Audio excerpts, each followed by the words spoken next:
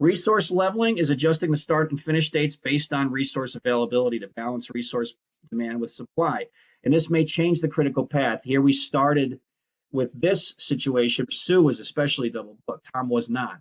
So when we level the work, now Sue is not over allocated. When you resource level, that's how it's adjusted. Now, resource smoothing is adjusting schedule activity so you still don't exceed predefined resource limits. Unlike resource leveling, in this case, the project's critical path and completion dates remain unchanged. So you will be over allocating people, and that's the way this is going to be. It's a little problematic, but sometimes you can't do anything because there are imposed dates, okay? The project team may not be able to optimize all resources when smoothing.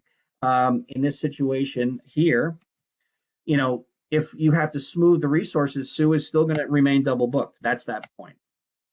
Now, there are ways to compress a schedule. What's going to happen is if you think the schedule is going to be delivered upon flawlessly without adjustment, you're probably kidding. I could say you're definitely kidding yourselves. So one of the things that project managers do all the time is they try to compress the schedule to meet the date. Be careful. Costs and risk increase when doing this. Now, there's two ways to do this. You should understand both. Crashing is shortening a schedule duration by adding more resources. I mentioned this earlier, that really that doesn't necessarily save time. But it may work for critical path activities where adding resources might be beneficial. Again, sometimes it isn't. Sometimes it adds too much confusion, too much overhead, some rework. You got to be real careful, okay? Fast tracking.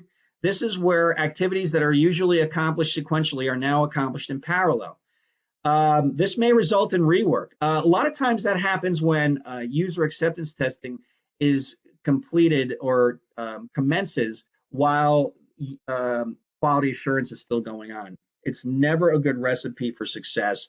People do it all the time because they try to meet the goal. This is only effective if overlapping activities can shorten the project duration. I'll go back to this example.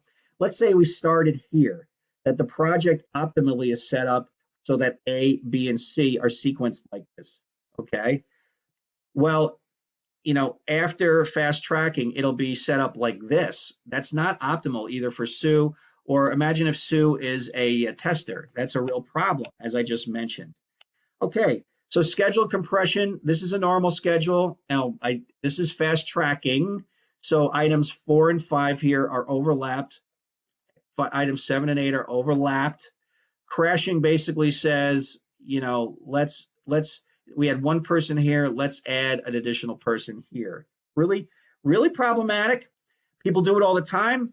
I will not tell you will never do this. It's good to know, and it's good to understand the risks involved.